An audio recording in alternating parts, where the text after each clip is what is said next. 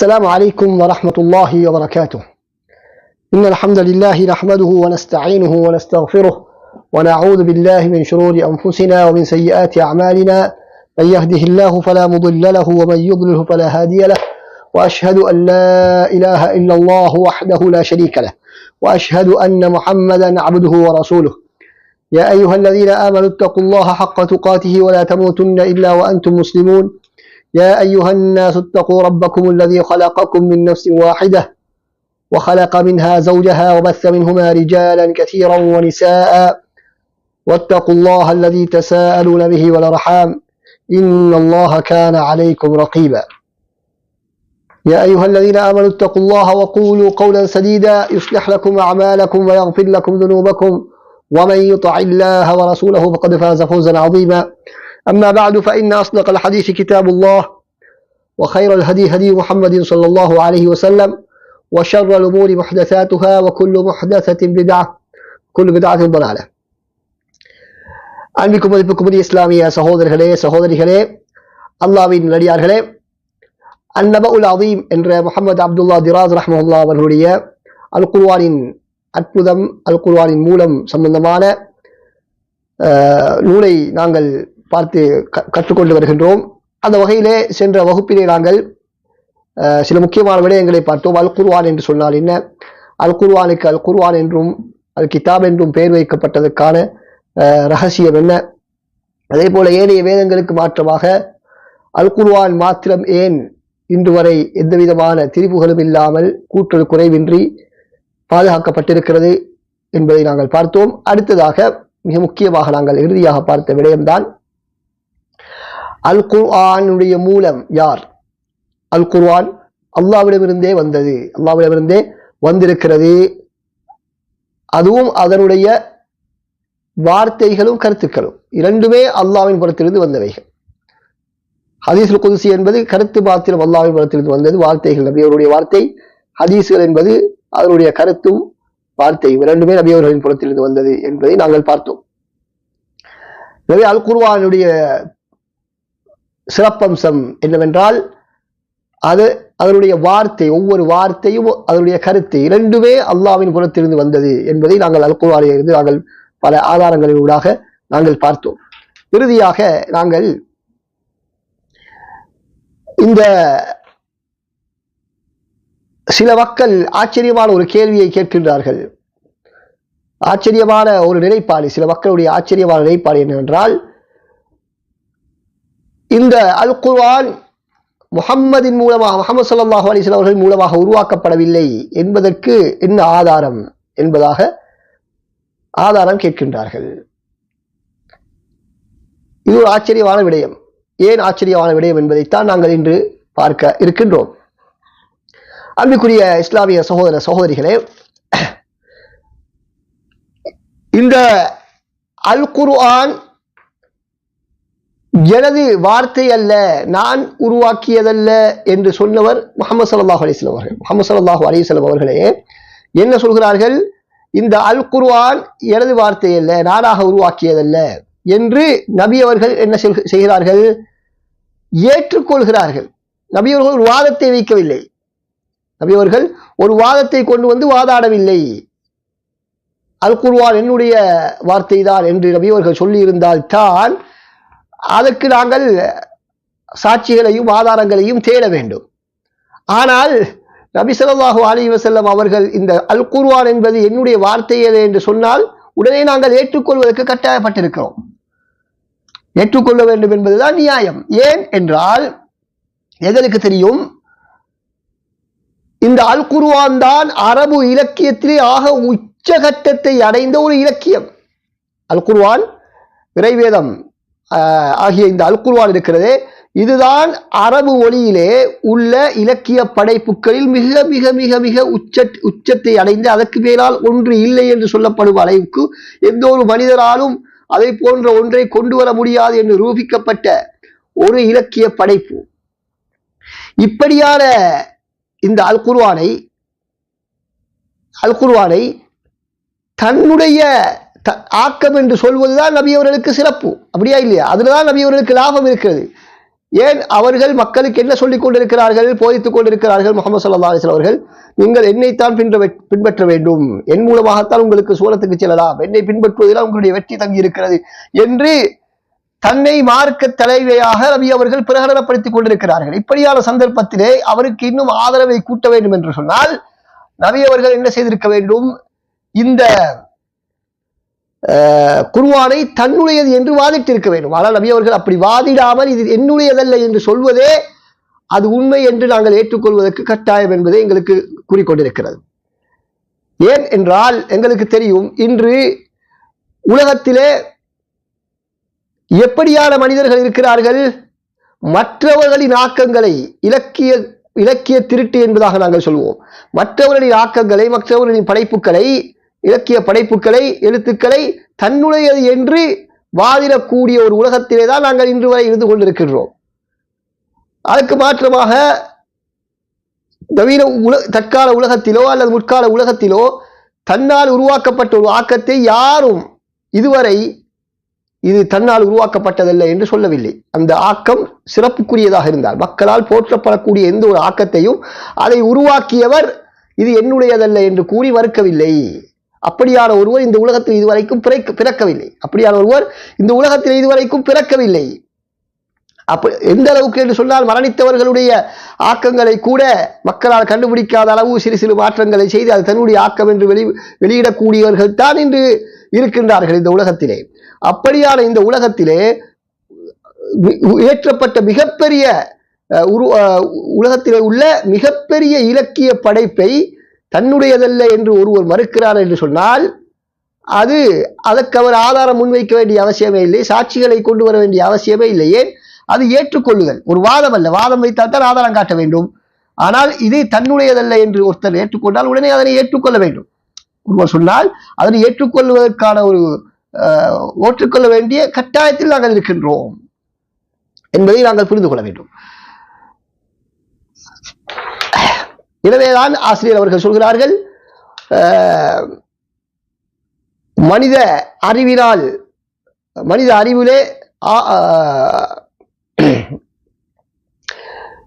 சிறந்த ஒரு உருவாக்கத்தை, மனித அறிவினால் உருவாக்க முடியுமான அனைத்தையும் விட மனித அறிவினால் உருவாக்க முடியுமான ஒரு இலக்கியத்தையும் மீறிய ஒரு இலக்கியத்தை கொண்டு வந்து அது தன்னுடையதல்ல என்று ஒருவர் சொன்னால் அது உண்மையிலே அவர் ஒரு உண்மையாளராக இருந்தால் மாத்திரம்தான் சாத்தியம்.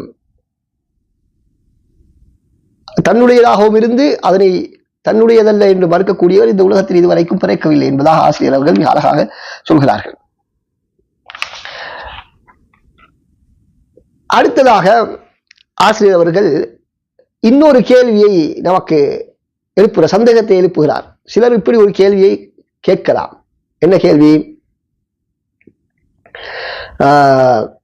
நபி அவர்கள் தாமாக இந்த அல் குர்ஆனை உருவாக்கிவிட்டு அதனை அல்லாஹ் தான் தந்தான் என்று சொல்வதற்கு ஒரு காரணம், அதிலே ஒரு லாபம் இருக்கிறது. என்ன லாபம்? அப்பொழுதுதான் மக்கள் எல்லோரும் தனக்கு கட்டுப்படுவார்கள். என்னுடைய வார்த்தை என்று சொன்னால் மக்கள் கட்டுப்பட மாட்டார்கள், அல்லாஹ்வுடைய வார்த்தை என்று சொன்னால் மக்கள் அந்த வார்த்தைக்கு கட்டுப்படுவார்கள்.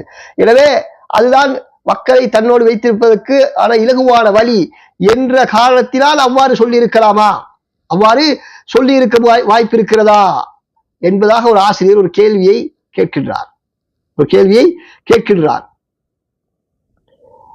அதற்கு கேட்டுவிட்டு ஆசிரியர் அவர்கள் சொல்லக்கூடிய பதில் மிக அழகான பதில். என்ன பதில் சொல்கிறார் என்று சொன்னால், இந்த சந்தேகம் 2 விதங்களில் தவறானது.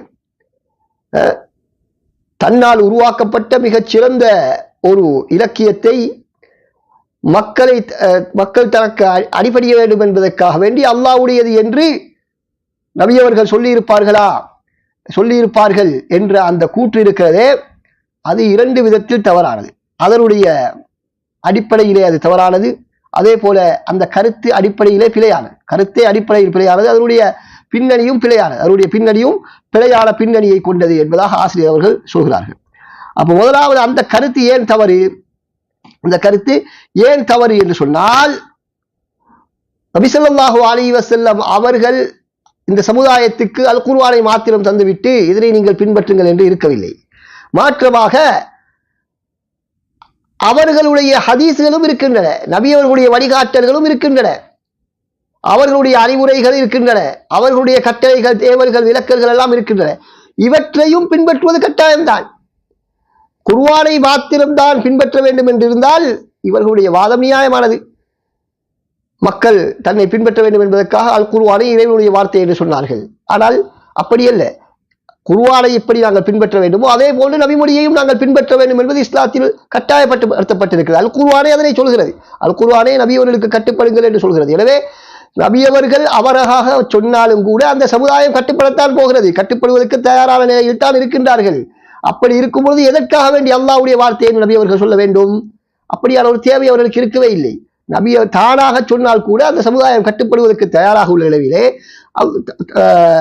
தானாக ஒரு வேதத்தை உருவாக்கிவிட்டு, ஒரு புத்தகத்தை உருவாக்கிவிட்டு அதனை அல்லாஹ்வுடைய வேதம் என்று சொல்ல வேண்டிய எந்த விதமான தேவையும் நபி அவர்களுக்கு இருக்கவில்லை என்பதை நாங்கள் புரிந்து கொள்கிறோம், என்பதை எங்களுக்கு புரிந்து கொள்ள முடியும். எனவே அந்த வாதம் தவறானது, அதனுடைய அடிப்படையிலே தவறானது, அந்த வாதமே தவறானது என்பதை நாங்கள் மிக தெளிவாக புரிந்து கொள்கின்றோம்.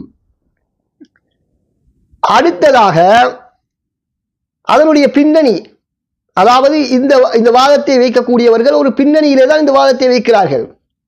என்ன பின்னணி என்றால், ரசூல் ஸல்லல்லாஹு அலைஹி வஸல்லம் அவர்கள் மக்களை சீர்திருத்துவதற்காக வேண்டி பொய்யை சொல்லியாவது சீர்திருத்த வேண்டும் என்று நினைத்தார்கள்.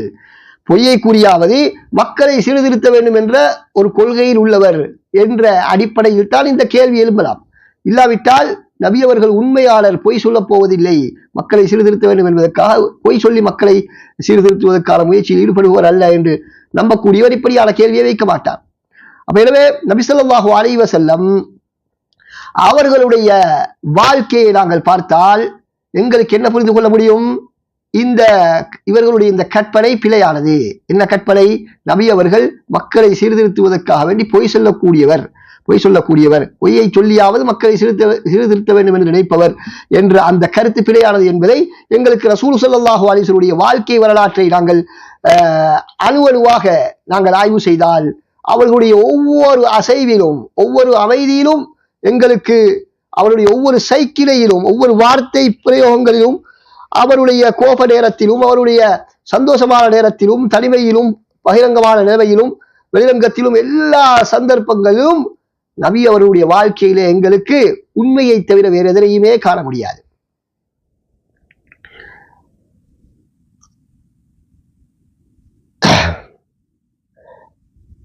அது ரசூல் ஸல்லல்லாஹு அலைஹி வஸல்லம் நபித்துவம் கிடைத்ததற்கு பின்னால் மாத்திரமல்ல, நபித்துவம் கிடைப்பதற்கு முன்னால் இருந்தே நபி அவர்களுடைய மிகச்சிறந்த பண்பு என்ன? அவர்கள் உண்மையாளர் என்பது ரசூலுல்லாஹ்வுடைய ஆதரவாளர்கள், எதிரிகள் எல்லோருமே ஏற்றுக்கொண்டிருந்த ஒரு உண்மை, ரசூலுல்லாஹ்வுடைய எதிரிகளே நபி அவர்கள் உண்மையாளர் என்று சாட்சி கூறிய பல சம்பவங்கள் எங்களுக்கு வரலாற்றிலே ஸல்லல்லாஹு வாழ்க்கை வரலாற்றை நாங்கள் எடுத்து பார்த்தால் காண முடியும். அன்-நத்ர் இப்னு ஹாரிஸ் என்று சொல்லப்படக்கூடிய ஒரு காஃபிர், அதே போல உத்பத் இப்னு ரபியா, அபூ ஜஹல், அதே போல எங்களுக்கு தெரியும் அபூ சுஃபியான் இஸ்லாத்தை ஏற்றுக்கொள்வதற்கு முன்னால் ரோம அரசரிடத்திலே சென்ற நேரம் அவரிடத்திலே ரோம அரசர் என்ன கேட்கின்றார்? இந்த நபி எப்போதாவது பொய் சொன்னதை நீங்கள் கண்டிருக்கிறீர்களா? பொய் சொன்னதை நீங்கள் பார்த்திருக்கிறீர்களா? பொய் சொன்னதை நீங்கள் கண்டுபிடித்திருக்கிறீர்களா என்று கேட்டபொழுது அபூ சுஃபியான் என்ன சொன்னாரு? ரசூலுல்லாஹ்வை எதிர்க்கக்கூடிய ஒரு காலம் அவர் சொல்றாரு, இல்லை, அவர்கள் ஒரு நாளும் பொய் சொன்னதை நான் காணவில்லை, அவருடைய நபித்துவத்துக்கு முன்னால் கூட அவர் பொய் சொன்னதை நாங்கள் காணவில்லை. அப்ப அவர் என்ன சொன்னாரு? ஹிரக்கல் மன்னன் ஹிரக்லியூஸ் என்ன சொன்னாரு? அவர் சொன்னாரு அப்ப மக்களுக்கு மத்தியிலேயே பொய் சொல்லாத ஒருவர் அல்லாஹ்வுடைய விடயத்திலே பொய் சொல்வதற்கு வாய்ப்பே இல்லை. மக்களுக்கு மத்தியிலே மக்களை ஏமாற்றுவதற்கு, தனது சொந்த லாபத்துக்கு பொய் சொல்லாத ஒருவர் ஒரு நாளும் அல்லாஹ்வுடைய விடயத்திலே பொய் சொல்வதற்கு வாய்ப்பே இல்லை என்பதாக அவர் கூறுகின்றார். இப்படி நாங்கள் ரசூல் ஸல்லல்லாஹு அலைஹி வஸல்லம் எதிரிகளே நபி அவர்கள் பொய் சொல்லாதவர்கள் என்பதை பார்க்கின்றோம். அல் குர்ஆனில் அல்லாஹ் சுப்ஹானஹு வ தஆலா சூரா யூனுஸுடைய 16வது வசனத்திலே என்ன சொல்கிறார்? நபி அவர்கள் இந்த கருத்தை சொல்கிறார்கள். குல் லவ் ஷா அல்லாஹு மா தலவுதுஹு அலைக்கும் வலா அத்ராக்கும் பிஹி.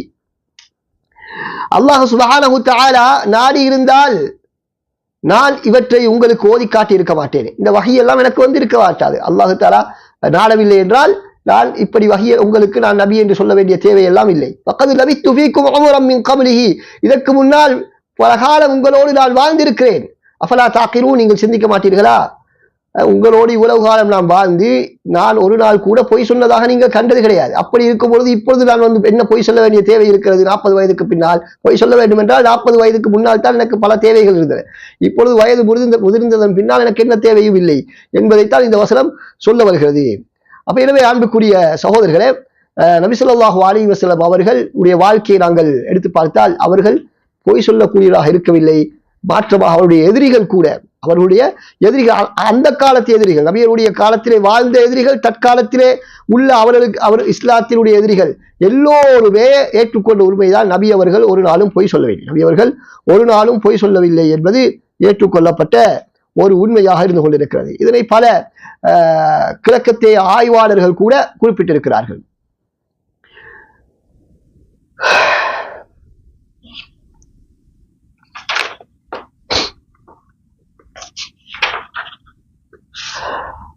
அன்பார்ந்த சகோதரர்களே, அடுத்ததாக நாங்கள் இந்த அல் குர்ஆனோடு நபி அவர்களுடைய தொடர்பு எப்படி காணப்பட்டது என்பதை நாங்கள் பார்த்தால், நபி அவர்கள் ஒரு நாளும் இந்த அல் குர்ஆன் ஒரு நாளும் அவருடைய வார்த்தையாக இருக்க முடியாது என்பதை எங்களால் புரிந்து கொள்ள முடியும். இது நபி அவர்களுடைய வார்த்தை இல்லை என்பதற்குத்தான் நாங்கள் இப்பொழுது ஆதாரங்களை சொல்லிக் கொண்டு போகிறோம். அப்படி சொல்லிக் கொண்டு போகக்கூடிய கட்டத்திலே தான் ஒரு கேள்வி வருகிறது. என்ன, நபி ஸல்லல்லாஹு அலைஹி வஸல்லம் அவர்கள் இதனை மக்களை ஏமாற்றுவதற்காக வேண்டி அல்லாஹ்வுடைய வார்த்தை என்று சொல்லியிருக்கலாமா? மக்களுடைய ஆதரவை எடுத்துக்கொள்வதற்காக, மக்களுடைய கட்டுப்பாட்டை அதிகப்படுத்திக் கொள்வதற்காக நபி அவர்கள் அவ்வாறு ஒரு பொய் உரைத்திருக்கலாமா என்று கேட்டதுக்குத்தான் நாங்கள் ஒரு பதில் சொன்னோம். அது வாய்ப்பே இல்லை. ஏனென்றால் நபி அவர்கள் எப்படி குர்ஆனை பின்பற்றுவது அவசியமோ அதே போல இந்த நபி அவர்களுடைய வார்த்தைகளையும் பின்பற்றுவது அவசியம். எனவே அவர்களுடைய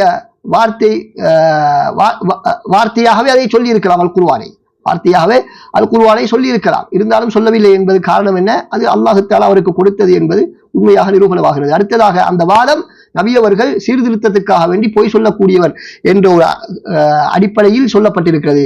அந்த வாதத்தையும் நாங்கள் பார்த்தோம். அது தவறான வாதம். ஏன், நபி அவருடைய வாழ்க்கை வரலாற்றிலே அதுக்கு மாற்றமான பல நிகழ்வுகளை நாங்கள் பார்க்க முடியும்.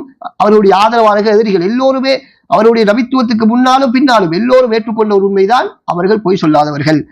அதில் மிக முக்கியமான சம்பவம் தான் அந்த ஹிரக்குலிஸுக்கு முன்னால் அபூ சுஃபியானுடைய அந்த சாட்சியம். அபூ சுஃபியானுடைய அப்ப எதிரியுடைய சாட்சி, அல் ஹக்கு மா ஷஹிதத் பிஹில் அதாவு. ஒரு எதிரியே ஒருவருக்கு ஆதரவாக, ஒருவருடைய எதிரியே அவருக்கு ஆதரவாக சாட்சி சொல்கிறார் என்று சொன்னால் அது மறுக்க முடியாத ஒரு உண்மை. அது மறுக்க முடியாத உண்மை என்பதை நாங்கள் புரிந்து கொள்கிறோம். எனவே இன்னும் சில சான்றுகளை ஆசிரியர் அவர்கள் எங்களுக்கு முன்வைக்கிறார்கள். வளமையாக நாங்கள் கேட்கக்கூடிய படிக்கக்கூடிய சம்பவங்கள் தான். அதிலிருந்து எப்படி அந்த அல் குர்ஆன் இறைவேதம் நபியுடைய வார்த்தை இல்லை என்பதை நிறுவுகிறார்கள் என்பதுதான் இங்கு நாங்கள் கவனிக்கத்தக்க ஒரு முக்கியமான செய்தி.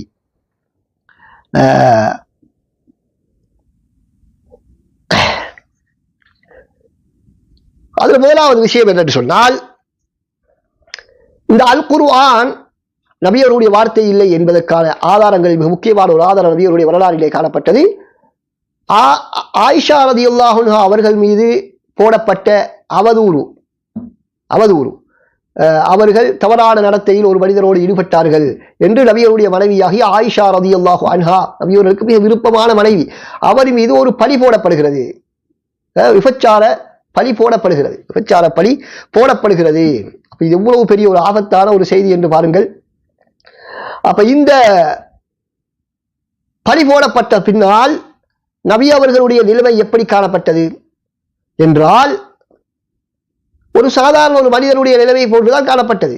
ஒரு சாதாரண ஒரு மனிதனுடைய மனைவிக்கு இப்படி ஒரு விபச்சார குற்றம் சாட்டப்பட்டால் அதனை நிரூபிப்பதற்கோ அல்லது மறுப்பதற்கோ சரியான ஆதாரங்கள் இல்லாத பொழுது எப்படி ஒரு மனிதன் நடந்து கொள்வாரோ அதே போன்றுதான் நபி ஸல்லல்லாஹு அலைஹி வஸல்லம் அவர்களுடைய நிலைமை காணப்பட்டது. இந்த அல் குர்ஆன் அது இவ்வாறு ரசூல் ஸல்லல்லாஹு அலைஹி வஸல்லம் பெரும் தடுமாற்றத்துக்கு மத்தியிலே முழு மதீனாவுமே அல்லோல கல்லோலப்பட்டு மிகவும் ஒரு சோகமான ஒரு காலத்தை கடத்தி கொண்டிருக்கிறது. ஆயிஷா ராயியுடைய குடும்பம், ரசூலுல்லாஹ்வுடைய குடும்பம், ரசூலுல்லாஹ், ஆயிஷா ராயி என்று அவருடைய சூழ உள்ள அவருடைய குடும்பத்தார்கள் எல்லோருமே பெரும் கவலையோடு துக்கத்தோடு அந்த காலத்தை கழித்துக் கொண்டிருக்கிறார்கள்.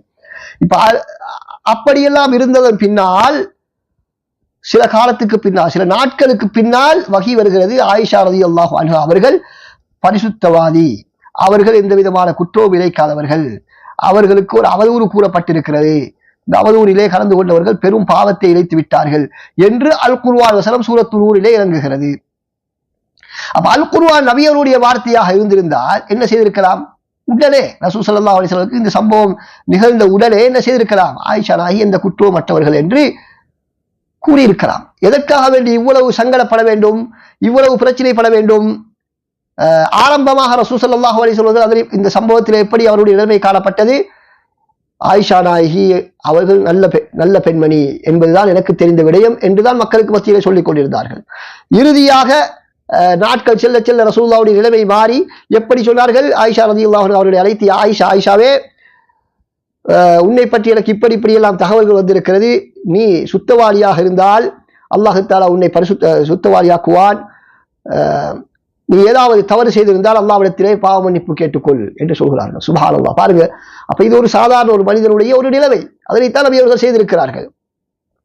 அப்ப இப்படி சொல்லி இதுதான் ஒரு மனிதனுடைய வார்த்தை, இதுதான் ஒரு மனிதனுடைய வார்த்தை.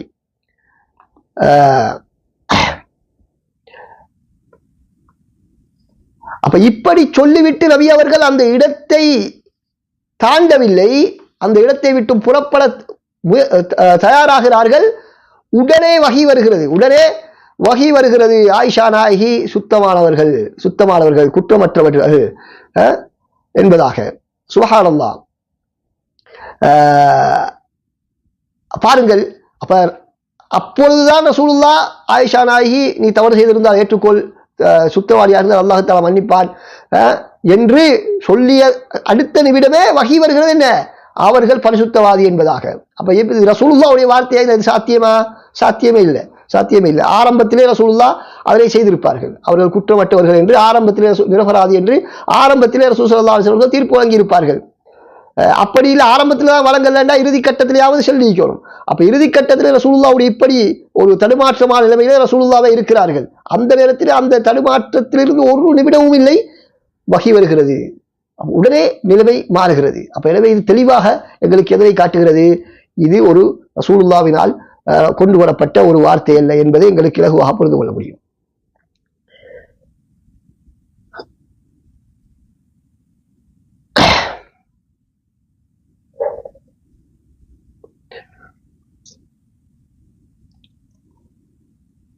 அப்ப எனவே ரசூல் ஸல்லல்லாஹு அலைஹி வஸல்லம் விரும்பி இருந்தால் அல்லாஹ் தஆலா ஆரம்பத்திலேயே சொல்லியிருக்கலாம். அல்லாஹ் தஆலா இதோ வஹி அறிவித்து விட்டான், ஆயிஷா ரலியல்லாஹு அன்ஹா அவர்கள் குற்றமற்றவர்கள், நிரபராதி என்று அல்லாஹ் தஆலா வஹி அறிவித்து விட்டான் என்று ஆரம்பத்திலே சொல்லியிருக்கலாம். ஆனால் சொல்லவில்லை. அது அவர்களுடைய கட்டுப்பாட்டிலே இல்லை என்பதை எங்களுக்கு மிக தெளிவாக அது உணர்த்துகிறது. அதனால தான் அல்லாஹ் தஆலா சூரா ஹாக்காவில் என்ன சொல்கிறார்? 44 முதல் 47வது வசனத்தில், வலவ் தகவ்வல அலைனா பஅதல் அகாவில் அகத்னா மின்ஹு பில் யமீன், அவர் எங்கள் மீது ஏதாவது ஒன்றை எட்டுக்கட்டினால் அவரை நாங்கள் தண்டிப்போம் என்பதாக அல்லாஹ் சுப்ஹானஹு வ தஆலா சொல்கிறார். எனவே நபி அவர்கள் அப்படி அல்லாஹ் சொல்லாத ஒன்றை தானாக உருவாக்கி சொன்னால் அவருக்கு தண்டனை வரும் என்றுதான் அல் குர்ஆன் இருக்கிறது. அப்ப இந்த வசனமும் கூட ரசூலுல்லாஹ்வுடைய வார்த்தை, அல் குர்ஆன் ரசூலுல்லாஹ்வுடைய வார்த்தை இல்லை என்பதை சொல்வதற்கு மிக தெளிவான ஒரு ஆதாரம். அடுத்தது இரண்டாவது பாருங்கள், நபி அவர்களுடைய இயல்புக்கு மாற்றமாக குர்ஆன் நடந்து கொள்கிறது. நபியவர்களுடைய இயல்புக்கு மாற்றமாக அல் குர்ஆன் நடந்து கொள்கிறது. இன்னும் சில விடயங்களில் நபி அவர்களை கண்டிக்கின்றது, அல் குர்ஆன் கண்டிக்கிறது என்பதை நாங்கள் பார்க்க முடியும். சில விடயங்களில் ரசூலுல்லாஹ் விரும்பாத, ரசூலுல்லாஹ்வுடைய உள்ளத்துக்கு மாற்றமான, விருப்பத்துக்கு மாற்றமான முறையிலே வஹி வந்திருக்கிறது. விருப்பத்துக்கு மாற்றமான முறையிலே வஹி வந்து நபி அவர்களுடைய கருத்து பிழை, நபி அவர்களுடைய முடிவு பிழை, முஹம்மது ஸல்லல்லாஹு அலைஹி வஸல்லம் முடிவு பிழை என்று அல் குர்ஆன் பிரகடனம் செய்கிறது. அதே போல அவர்களுக்கு விருப்பம் இல்லாதவற்றை செய்யுமாறும் குர்ஆன் சொல்கிறது. அல் குர்ஆன் சொல்கிறது. அவ்வாறு செய்யாமல் பின்வாங்கினால் அதனை கண்டிக்கின்றது. சுப்ஹானல்லாஹ். அப்ப இப்ப இதெல்லாம் ஒரு தானாக உருவாக்கக்கூடிய வார்த்தையில சாத்தியமா? ஒரு நாளும் சாத்தியம் இல்லை. அதுவும் கடுமையான துணியோடு தான், அந்த அதிகார துணியோடு தான் அந்த கண்டிப்பெல்லாம் காணப்படும். அதிகார துணியோடு தான் அது கண்டிப்பெல்லாம் காணப்படுகிறது. அதனால் அல்லாஹ் தஆலா சூரத்து தஹ்ரீம்ல அவர்கள் ஒருமுறை அந்த தேனை ஹராமாக்கி கொண்ட பொழுது, அல்லது தனது அடிமை பெண்ணை ஹராமாக்கி கொண்டது, அடிமை பெண்ணை நான் அனுபவிக்க மாட்டேன் என்று சொன்ன பொழுது, இந்த ரெண்டு காரணத்தினால் ஆகுமானதை நபி அவர்கள் தடுத்துக் கொண்டார்கள், தன்னின் மீது தடுத்துக் கொண்டார்கள் என்ற பொழுது அல்லாஹ் தஆலா சொல்றார், யா அய்யுஹன் நபியு லிம துஹர்ரிமு மா அஹல்லல்லாஹு லக் தப்தகி மர்தாத் அஸ்வாஜிக். நபியே, அல்லாஹ் உங்களுக்கு ஹலாலாக்கியதை உங்களுக்கு எப்படி நீங்கள் ஹராமாக்கிக் கொள்ளலாம்? எப்படி எப்படி தொடி லிம துஹர்ரிமு மா அஹல்லல்லாஹு லக், அல்லாஹ் தஆலா ஹலாலாக்கியதை நீங்க எப்படி ஹராமாக்கலாம்? உங்களுக்கு தப்தகி மர்தாத் அஸ்வாஜிக், உங்களுடைய மனைவிமார்களுடைய விருப்பத்துக்காக வேண்டி, உங்களுடைய மனைவிமார்களை திருப்திப்படுத்துவதற்காக வேண்டி நீங்க எவ்வாறு அப்படி செய்யலாம்? சுப்ஹானல்லாஹ். ஒரு தேனை சாப்பிடுவது சாப்பிடாமல் இருப்பது என்னுடைய சொந்த விருப்பமா இல்லையா? ரசூலுல்லாஹ் சமுதாயத்துக்கு ஹராமாக்கலையே, நான் குடிக்க போவதில்லை, இதுக்கு பிறகு நான் குடிக்க மாட்டேன் என்று சில மனைவிமாருடைய அவர்களை திருப்திப்படுத்துவதற்காக அவர் முடிவெடுத்தார்கள். அப்ப இது ஒரு பெரிய ஒரு விஷயம் அல்ல, பெரிய ஒரு விடயம் அல்ல. தனக்குத்தானே ரசூலுல்லாஹ் ஹராமாக்கிக் கொள்வதில் அது எந்த மார்க்க ரீதியாக எந்த குற்றமும் கிடையாது. அப்படி இருந்தும் அல்லாஹ் தஆலா கண்டிக்கின்றான்,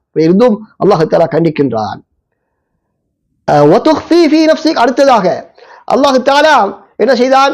ஸைத் இப்னு ஹாரிஸாவுடைய அவர்கள் திருமணம் முடித்து விட்ட ஸைனப் ரலியல்லாஹு அன்ஹா அவர்களை திருமணம் முடிக்குமாறு அல்லாஹ் தஆலா ரசூலுல்லாஹ்வுக்கு சொல்கிறார். ஆனால் அது அந்த சமுதாயத்தில் ஒரு சாதாரண விஷயம் அல்ல. வளர்ப்பு பிள்ளையினுடைய மகன் திருமணம் செய்து விவாகரத்து வழங்கிய பெண்ணை திருமணம் முடிப்பது என்பது அது சாதாரண விஷயம் அல்ல. அது தனது சொந்த மகனினுடைய மனைவியை திருமணம் செய்வதற்கு சமன். அந்த சமுதாயத்திலே வளர்ப்பு பிள்ளையை சொந்த மகனாகத்தான் பார்த்தார்கள். எனவே அல்லாஹ் தஆலா அந்த சட்டத்தை நீக்க வேண்டும். வளர்ப்பு பிள்ளையை சொந்த மகனாக பார்க்கக்கூடிய அந்த நிலையை மாற்றுவதற்கு அல்லாஹ் தஆலா விரும்புகிறார். எனவே அந்த வளர்ப்பு பிள்ளை திருமணம் செய்து விவாகரத்து வழங்கிய பெண்ணை திருமணம் முடிக்குமாறு நபி ஸல்லல்லாஹு அலைஹி வஸல்லம் அவர்களுக்கு அல்லாஹ் தஆலா கட்டளையிடுகிறார். எனவே அதை நடைமுறைப்படுத்துவது சாதாரண விஷயம் அல்ல. அப்ப ஸைத் இப்னு ஹாரிஸா ரலியல்லாஹு அன்ஹு அவர்கள் தலாக் சொல்வதற்கு முன்னாலே இந்த சட்டம் வந்து விடுகிறது. நீங்கள் அந்த பெண்ணை முடிக்க வேண்டும், அவர்கள் தலாக் விட்டதன் பின்னால் நீங்கள் முடிக்க வேண்டும் என்று. அப்ப இந்த நேரத்தில் ஸைத் இப்னு ஹாரிஸா வந்து சொல்றாரு, யா ரசூலுல்லாஹ், எனக்கு ஸைனபோட வாழ முடியாது, நான் தலாக் சொல்லணும். ஆனா ரசூலுல்லாஹ் என்ன சொல்லிக்கணும் அந்த நேரத்தில்? பிரச்சனை இல்லைன்னு சொல்லிக்கிறேன். அல்லாஹ்வுடைய கட்டளை ஏற்கனவே வந்துட்டு இவர் தலாக் சொல்லுவாரு, அதை நான் முடிக்கணும்ன்றது ஏற்கனவே தெரிந்த விஷயம். இருந்தாலும் ரசூலுல்லாஹ் என்ன சொன்னாங்க? அம்சிக அலைக ஸௌஜக, அல்லாஹ் குர்ஆன்ல சொல்றார், இல்ல நீங்க மனைவியை வைத்துக் கொள்ளுங்கள், விட்டுவிட வேண்டாம் என்றுதான் சொல்லிக் கொண்டிருந்தார்கள். அப்ப அல்லாஹ் தஆலா கண்டிக்கிறார். மனிதர்களை பயந்து நீங்கள் இவ்வாறு அவரை தலாக் சொல்ல வேண்டாம் என்று நீங்கள் சொல்கிறீர்கள், எனது கட்டளையை நடைமுறைப்படுத்துவதற்கு தாமதமாகிக் கொண்டிருக்கிறீர்கள் என்று அல்லாஹ் தஆலா கண்டிக்கிறார். وَإِتَّقُولُ لِلَّذِي أَنْعَمَ اللَّهُ عَلَيْهِ وَأَنْعَمْتَ عَلَيْهِ زَوْجَكَ وَاتَّقِ اللَّهَ أمسك عليك زوجك واتق الله وتخفي في نفسك ما الله مبديه وتخشى الناس والله أحق أن تخشاه فلما قضى زيد منها وطرا زوجناكها لكي لا يكون على المؤمنين حرج في أزواج أدعيائهم إذا قضوا منهن وطرا وكان أمر الله مفعولا. என்ற அந்த வசனத்தில் அல்லாஹ் தஆலா சொல்கிறார். எனவே அன்பிற்குரிய சகோதரர்களே, அப்ப இது ரசூலுல்லாஹ்வுடைய உள்ளத்துக்கு விருப்பமில்லாத ஒரு விடயம், இருந்தாலும் செய்யுமாறு அல்லாஹ் தஆலா கட்டளையிடுகிறார். அடுத்ததாக யுத்தத்துக்கு செல்ல முடியாது என்று பின்வாங்கியவர்கள், அவர்களை ரசூல் ஸல்லல்லாஹு அலைஹி வஸல்லம் அவர்கள் மன்னித்து விட்டார்கள் முனாஃபிகீன்கள்.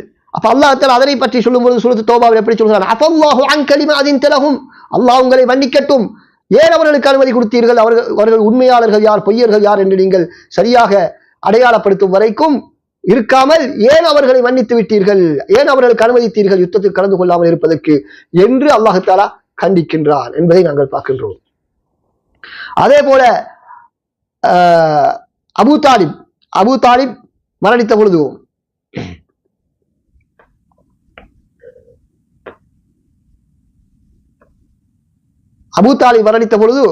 கலிமா சொல்லாமல் மரணித்து விடுகிறார். இப்போது ரசூல் ஸல்லல்லாஹு அலைஹி வஸல்லம் என்ன சொல்கிறார்கள்?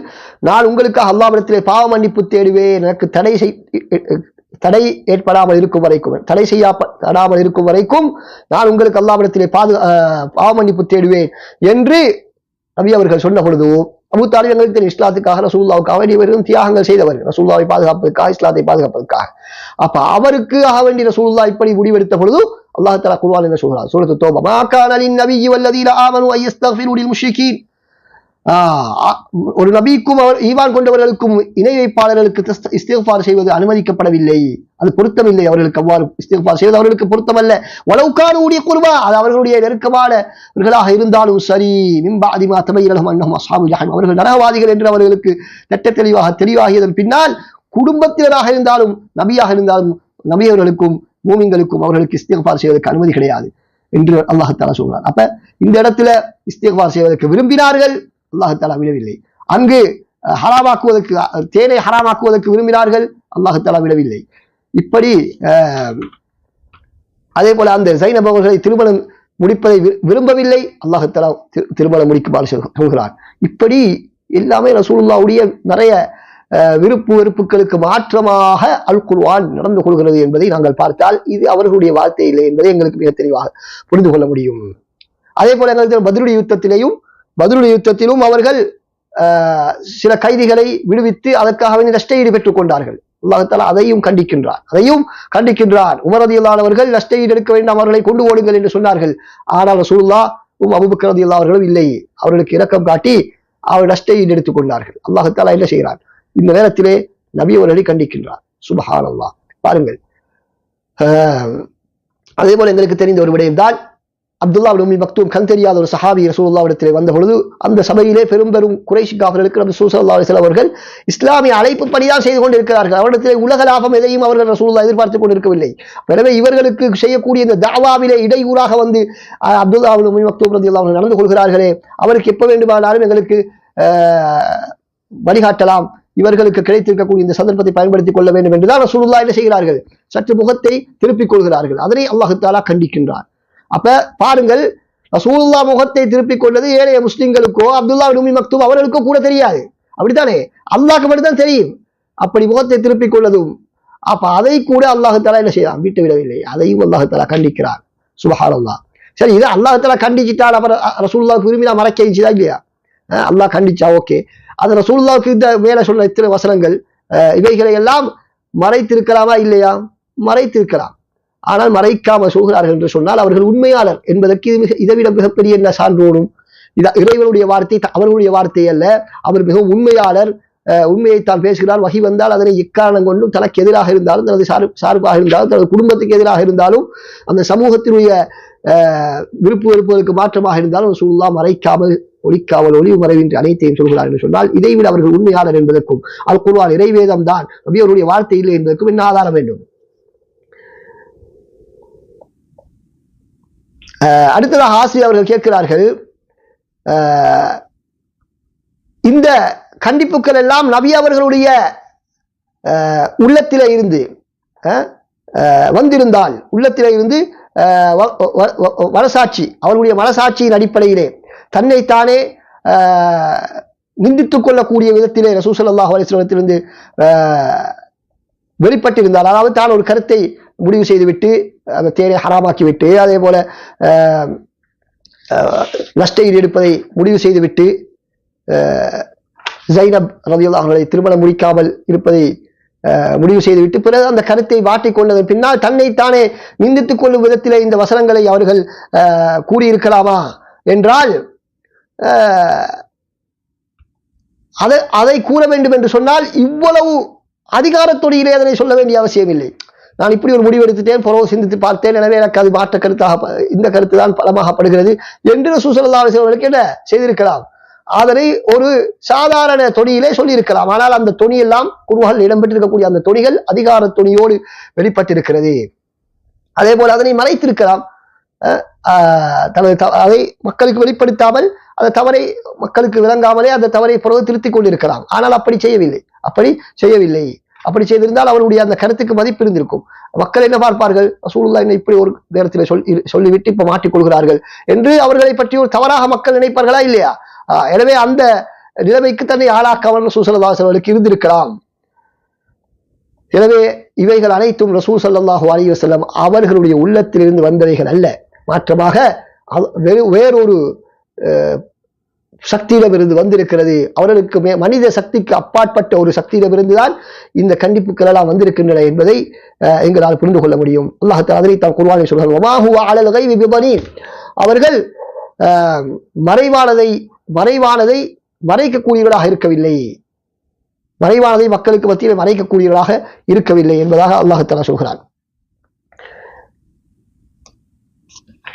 அதே போல ஆசிரியர் அவர்கள் என்ன சொல்கிறார்கள் என்று சொன்னால், இந்த உளவியல் ரீதியாக நாங்கள் பார்த்தால் கூட இந்த சம்பவங்கள் எல்லாம்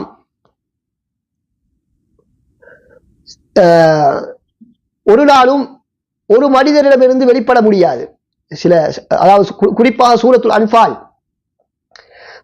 அன்பால் அதிலே நாங்கள் சொன்னோம், அந்த பத்ர் யுத்தத்திலே சிறைபிடிக்கப்பட்ட அந்த கைதிகள் அவர்களை ரசூல் ஸல்லல்லாஹு அலைஹி வஸல்லம் விடுவித்ததை அல்லாஹ் தஆலா கண்டிக்கின்றார். அப்படிதானே?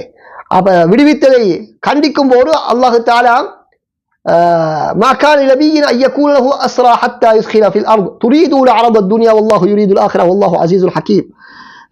நீங்கள் இவ்வாறு நஷ்டையிலே எடுத்துக்கொண்டது தவறு, அவர்களை நீங்கள் கொண்டிருக்க வேண்டும், அவர்களை நீங்கள் கொண்டிருப்பதுதான் சரியான முறை. நீங்கள் உலக ஆதாயத்தை விரும்புகிறீர்கள், உலகப் பொருட்களை நீங்கள் விரும்புகிறீர்கள். துரீதுன அரபத் துன்யா வல்லாஹு யுரீதுல் ஆখিরা, அல்லாஹ் தஆலா மறுமையை விரும்புகிறான், நீங்கள் உலகத்தை விரும்புகிறீர்கள் என்று கடுமையாக அல்லாஹ் தஆலா அதட்டிவிட்டு அதற்கு பின்னால் என்ன சொல்கிறான், ஃபகுலூ மிம்மா கனிம்தும் ஹலாலன் தய்யிபா, பிரச்சனை இல்லை, அதிலே கிடைத்த அந்த கனிமத்துக்களை நஷ்டத்தை நீங்கள் அனுபவியுங்கள், அதனை உண்ணுங்கள் என்று அல்லாஹ் தஆலா அனுமதிக்கிறார். அப்ப எப்படி ஒரே மனிதனிடத்திலே இருந்து ஒரே நேரத்திலே இப்படி இரண்டு நிலைப்பாடுகள் தோன்ற முடியும்? முதலிலே கூடாது என்று கடுமையாக சொல்லிவிட்டு அடுத்த மறுநிமிடமே அது ஹலால் தான் சாப்பிடுங்கள் என்று சொல்ல முடியுமா என்று கேட்டால் முடியாது. ஏன்? ஒரு மனிதர் ஒரு நிலைமையிலிருந்து இன்னொரு நிலைக்கு மாறுவதற்கு உளவியலின் அடிப்படையில் ஒரு காலம் எடுக்கும். ஆனால் அந்த காலமெல்லாம் இங்கு எடுக்கவில்லை. அந்த காலமெல்லாம் இங்கு எடுக்கவில்லை என்பதை நாங்கள் பார்க்கும் பொழுது இது நபி அவர்களுடைய உள்ளத்திலே இருந்து நபி அவர்களாக சொன்னதல்ல என்பதை எங்களுக்கு புரிந்து கொள்ள முடியும் என்று அந்த உளவியலின் அடிப்படையில் ஆசிரியர் அவர்கள் எங்களுக்கு சொல்கிறார்கள். அதே நேரத்திலே அடுத்ததாக அவர்கள் சொல்லக்கூடிய விடயம் என்னவென்று சொன்னால்,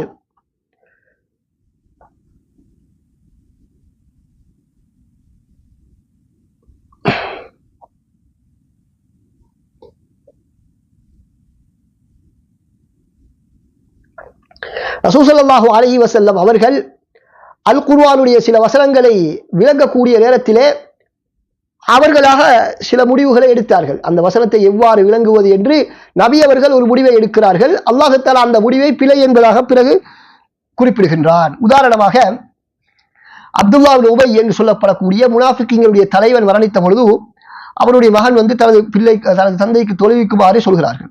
அப்பொழுது உமர் ரலியல்லாஹு அன்ஹு சொல்கிறார், யா ரசூலல்லாஹ், அல்லாஹ் உங்களுக்கு அந்த முனாஃபிக்குகளுக்கு தொழுகை நடத்த வேண்டாம், துஆ செய்ய வேண்டாம் என்று தடை செய்திருக்கிறாரா என்று சொன்ன பொழுது ரசூல் ஸல்லல்லாஹு அலைஹி வஸல்லம் என்ன சொல்கிறார்கள், இல்லை, அல்லாஹ் தஆலா எனக்கு விருப்பம் தந்திருக்கிறார், தெரிவு தந்திருக்கிறார். இஸ்தக்ஃபிர் லஹும் அவ் லா தஸ்தக்ஃபிர் லஹும், அவர்களுக்காக நீங்கள் இஸ்திக்பார் செய்யுங்கள் அல்லது இஸ்திக்பார் செய்யாமல் இருங்கள். இன் தஸ்தக்ஃபிர் லஹும் 70 மர்ரத்தன் ஃபலை யக்ஃபிர் அல்லாஹு லஹும், நீங்கள் 70 முறை இஸ்திக்பார் செய்தாலும் அவருக்கு அல்லாஹ் தஆலா மன்னிக்க மாட்டான் என்று அல் குர்ஆனிலே அல்லாஹ் தஆலா சொல்லியிருக்கிறார். எனவே 70 முறைக்கு அதிகமாக நான் இஸ்திக்பார் செய்தால் அல்லாஹ் தஆலா அவர்களை மன்னிக்கலாம் அல்லவா என்று நபி அவர்கள் சொல்லிக்கொண்டு அவர்களுக்கு தொழுகை நடத்தினார்கள். அப்பொழுது அல்லாஹ் தஆலா குர்ஆன் வசனத்திலே இறக்கிறான், வலா துஸல்லி அலா அஹதின் மின்ஹும் மாத அபதன் வலா தகும் அலா கப்ரி, அவர்களை மரணித்தவர்களுக்கு நீங்கள் தொழுகை நடத்த வேண்டாம், அவருடைய கபரிலே நிற்க வேண்டாம் என்று ரசூல் ஸல்லல்லாஹு அலைஹி வஸல்லம் அவர்களுக்கு அல்லாஹ் தஆலா கட்டளை பிறக்கின்றார். அப்ப எனவே அன்பார்ந்த சகோதரர்களே, இந்த இடத்திலும் அவர்கள் ரசூல் ஸல்லல்லாஹு அலைஹி வஸல்லம் அந்த குர்ஆனுடைய வசனத்தை ஒரு வகையிலே புரிந்து நடைமுறைப்படுத்துகிறார்கள். அல்லாஹ் தஆலா அந்த புரிதல் பிழையானது என்று அந்த வசனத்தை அல்லாஹ் சுப்ஹானஹு வ தஆலா இறக்குகின்றார். அப்ப எனவே இது ரசூலுல்லாஹ் தன்னுடைய வார்த்தையாக இருந்தால் ரசூலுல்லாஹ் தான் புரிந்தது, அந்த வசனத்திலிருந்து புரிந்தது சரிதான் என்று அமைதியாக இருந்திருக்கலாம். ஆனால் அவர்கள் புரிந்தது பிழை என்று வசனம் வருகிறது. அப்படி என்றால் நபி அவர்களுடைய கட்டுப்பாட்டிலே இந்த அல் குர்ஆன் இல்லை என்பதை நாங்கள் மிக தெளிவாக புரிந்து கொள்கின்றோம்.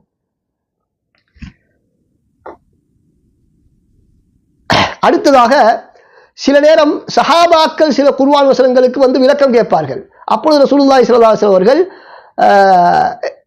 அந்த சஹாபாக்களுடைய அந்த பிரச்சனைக்கு ஒரு தீர்வு கூட முடியாமல் ரசூல் ஸல்லல்லாஹு அலைஹி வஸல்லம் அவர்கள் முடிவெடுக்க முடியாமல் இருப்பார்கள். அப்பொழுது சில நேர காலத்துக்கு பின்னால் வஹி திரும்ப வரும், சஹாபாக்கள் கேட்ட பிரச்சனைக்குரிய தீர்வு. அப்புறம் ரசூலுல்லா தான் இந்த அல் குர்ஆனை கூறிவிட்டு அல்லாஹ்வுடைய வார்த்தை என்று சொல்வதாக இருந்திருந்தால் உடனடியாக அந்த தீர்வை சொல்லி இருக்கலாமா இல்லையா? அப்ப ரசூல் ஸல்லல்லாஹு அலைஹி வஸல்லம் அப்படி சொல்லவில்லை. எனவே இது அவருடைய வார்த்தை அல்ல, அல்லாஹ் தஆலா தான் வசனங்களை இறக்குகிறான் என்பதை நாங்கள் புரிந்து கொள்கிறோம். அதற்கு உதாரணமாக எங்களுக்கு தெரியும், துபுது மாஃபி அன்ஃபுசிக்கும் வ துஃபூஹு யுஹாசிபுக்கும் பிஹில்லாஹ், சூரத்துல் பக்ராவுடைய இறுதி 2 வசனங்கள் ஆமன ரசூல். அதுக்கு முன்னிய வசனங்களிலே அல்லாஹ் தஆலா சொல்கிறார், வ இன் துபுது மாஃபி அன்ஃபுசிக்கும் வ துஃபூஹு யுஹாசிபுக்கும் பிஹில்லாஹ், நீங்கள் உங்களுடைய உள்ளத்திலே மறைத்தாலும் வெளிப்படுத்தினாலும் அதை கொண்டும் அல்லாஹ் தஆலா கேள்வி கேட்பார் என்று வசனம் இறங்குகிறது. இப்போது சஹாபாக்கள் வந்து யா ரசூலல்லாஹ், அது எப்படி சாத்தியம்? எங்களுடைய உள்ளத்துல வாரத்துக்கெல்லாம் எங்களுக்கு கேள்வி கேட்கப்படுமா? வெளிப்படுத்துறதுக்கு கேள்வி கேட்கிறது நியாயம். உள்ளத்துல வாரத்தெல்லாம் உள்ளத்துல எவ்வளவு தவறான எண்ணங்கள் எல்லாம் தோன்றும், அதை எங்களால கட்டுப்படுத்தவே முடியாது. எனவே இதுக்கெல்லாம் கேள்வி கேட்க ஆரம்பிச்சு நாங்கெல்லாம் அறிந்து விடுவோம் அல்லவா என்று ரசூல் ஸல்லல்லாஹு அலைஹி வஸல்லம் அவர்களிடத்திலே வந்து முறையிட்டார்கள். அப்பொழுது ரசூல் ஸல்லல்லாஹு அலைஹி வஸல்லம் அவர்கள் என்ன சொன்னார்கள்? நீங்க என்ன பனூ இஸ்ரவேலர்கள் சொன்னது போல, வேதக்காரர்கள் முன்னுள்ள வேதக்காரர்கள் சொன்னது போல கேட்டோம் மாறு செய்தோம் என்று சொல்ல போகிறீர்களா? இல்லை, நீங்கள் கேட்டோம் வழிபட்டோம் என்று சொல்லுங்கள் என்பதாக வழிகாட்டுகிறார்கள். அவர்களும் இந்த துஆவை ஓதிக்கொண்டே இருந்தார்கள். சமிஅனா வ அத்அனா குஃப்ரானக ரப்பனா வ இலைக்கல் மஸீர் என்ற ரசூலுல்லாஹ்வுடைய அந்த வழிகாட்டலின் பிரகாரம் அந்த துஆவை செய்து கொண்டிருந்தார்கள். அதற்கு பின்னால் அல்லாஹ் சுப்ஹானஹு வ தஆலா உள்ளத்திலே நீங்கள் நினைப்பதற்கு குற்றம் இல்லை என்று லா யுகல்லிஃபுல்லாஹு நஃப்ஸன் இல்லா உஸ்ஸாஹா, ஒவ்வொரு ஆத்மாவுக்கும் அதற்கு முடியுமானவற்றை தான் அல்லாஹ் தஆலா கட்டளையிடுவான், அதை தவிர வேறொன்றை அவர்களுக்கு கட்டாயப்படுத்த மாட்டார் என்ற வசனங்களை அல்லாஹ் தஆலா இறக்குகிறார். எனவே இது ரசூலுல்லாஹ்வுடைய வார்த்தையா இருந்தால் இந்த லா யுகல்லிஃபுல்லாஹு நஃப்ஸன் இல்லா உஸ்ஸாஹா என்று சஹாபாக்கள் கேள்வி கேட்ட உடனே ரசூலுல்லாஹ்வுக்கு சொல்லியிருக்கலாம். ஆனால் அவர்கள் சொல்லவில்லை என்பது இது ரசூலுல்லாஹ்வுடைய வார்த்தை அல்ல என்பதை எங்களுக்கு மிக தெளிவாக உணர்த்துகிறது.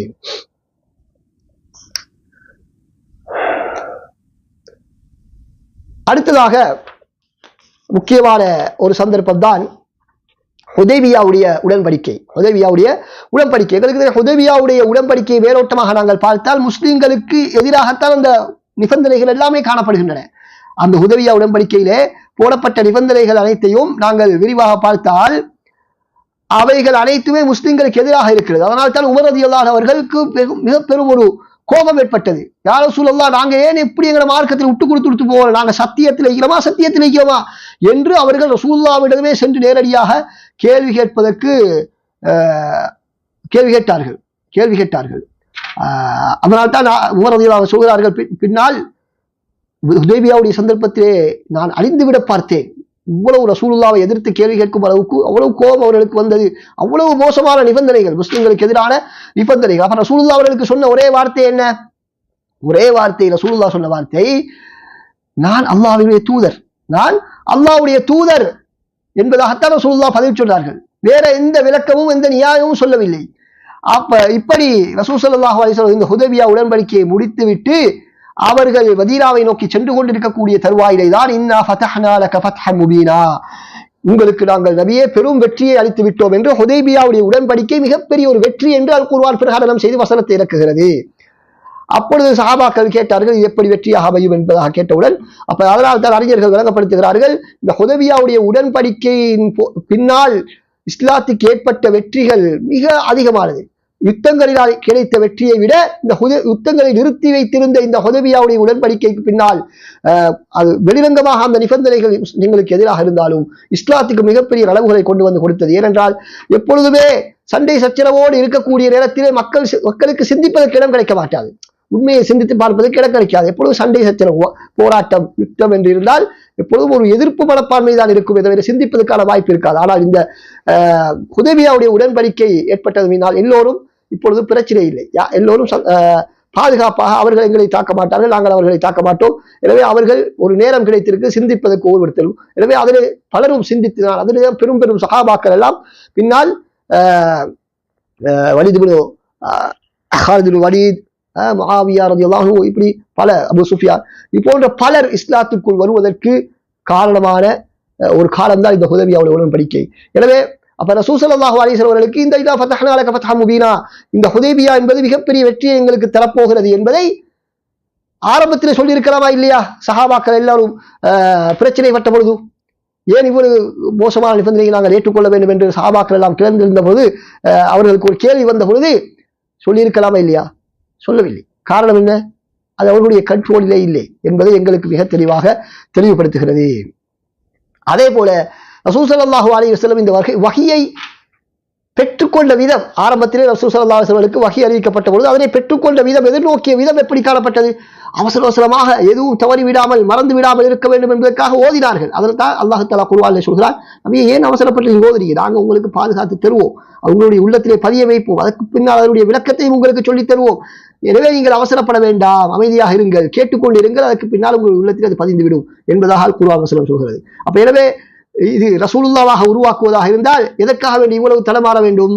அதனை மரணம் செய்து கொள்வதற்கு அவருடைய வார்த்தை தானே, விரும்பின மாதிரி சொல்லலாம். இப்படி பாதுகாத்து மரணம் செய்வதற்கு எல்லாம் அவதிப்பட வேண்டிய அவசியமில்லை. எனவே அவைகள் எல்லாம் எதற்கு எங்களுக்கு உதாரணம்? இந்த குர்ஆன் அவரிடத்திலிருந்து வந்ததில்லை, அவர்களை நோக்கி அனுப்பப்பட்டது, அவருடைய உள்ளத்திலே இருந்து வந்ததல்ல, அவருடைய உள்ளத்திலே போடப்பட்டது என்பதற்கு மிகப்பெரிய ஆதாரங்களாக இருந்து கொண்டிருக்கின்றன. இன்னும் சில ஆதாரங்களை இன்ஷா அல்லாஹ் இந்த அல் குர்ஆன் எப்படி ரசூலுல்லாஹ்வுடைய வார்த்தையாக இருக்க முடியாது என்பதற்கு இன்னும் சில விடயங்களை நாங்கள் பார்ப்போம். அது எதென்றால் ரசூலுல்லாஹ் உண்மையாளராகத்தான் அவருடைய சமுதாயத்திலே வாழ்ந்தார்கள் என்பதற்கு இன்னும் சில உதாரணங்களை இன்ஷா அல்லாஹ் நாங்கள் பார்க்க இருக்கின்றோம் அடுத்த வகுப்பிலே. அதனைத் தொடர்ந்து அடுத்த கட்டத்துக்கு இன்ஷா அல்லாஹ் நாங்கள் செல்ல இருக்கிறோம். வாஹிரு தஅவானா அல்ஹம்துலில்லாஹி ரப்பில் ஆலமீன். வஸ்ஸலாமு அலைக்கும் வரஹ்மத்துல்லாஹி வபரகாத்துஹு.